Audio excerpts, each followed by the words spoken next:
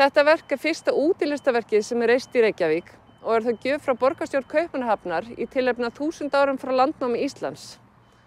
Það var reist ári síðar, eða árið 1875, á afmælisdegi listamannsins á Austurvelli fyrir framan Alþingishúsið.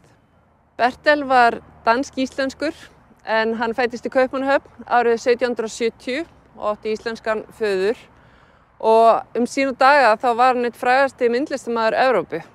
Hann bjó í 50 ár í Róm og vann aðallega við gerð skúlptúra í nýklassíska stílnum og helstu viðfangsefni hans voru grísk og rómversk goðafræði.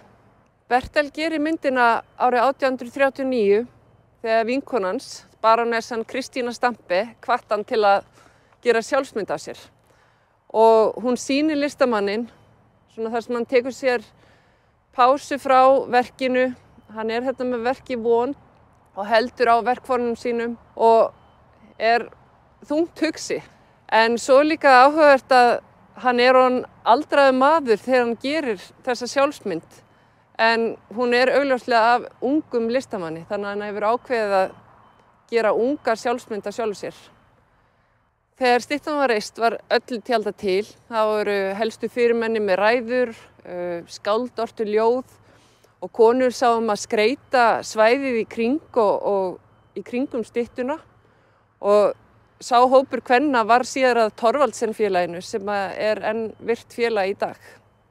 Frummyndin af þessu verki er í Thorvaldsen-safninu í Kaupmannahöfn en þetta verk stendur líka í Central Park í New York og var reist þar 20 árum eftir að það var reist hérna í Reykjavík.